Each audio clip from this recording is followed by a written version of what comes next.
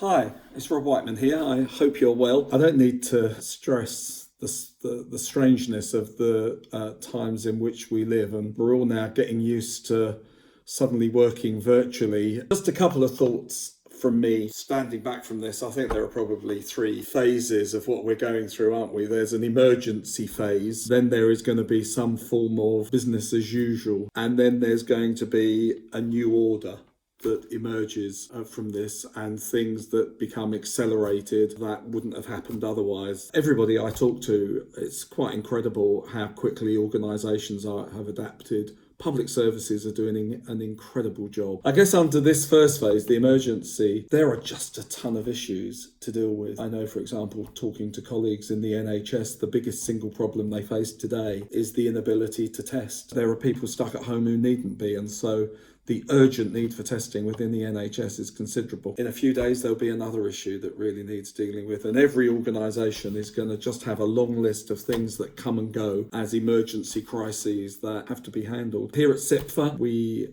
had about 120 events, training sessions and events planned for March, April and May. Nearly all of those have already been moved to a virtual environment. How long will this emergency phase last? I guess my personal reflection on it is that we maybe need a bit of luck. I think when we get to the other end, it's hard to imagine the degree of interconnectedness and globalization not being questioned. What do we do about that when we're the other side of this problem, that we want economic growth, but actually we don't want to go back to what we've been doing? Will the world order change on that, or do we revert to where we were? I think this is such a significant event that there'll be new questions asked. But let's remember that the profession in the public sector is playing an important role. Our profession is absolutely vital to make sure that we get through these difficult times and that organisations can sustain, and more importantly, the services that they provide. So I don't know how long this emergency phase will last.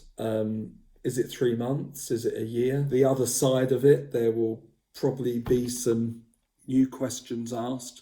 Then there will be this middle phase. I think that will only be possible by considerable public spending to the degree that we haven't seen before. For local authorities to think of them for a second, probably income will be very challenged. Council tax, business rates, other forms of income, whilst expenditure is going up in order to make sure that what needs to be done has to be done. As accountants, we borrow for capital, not to provide services.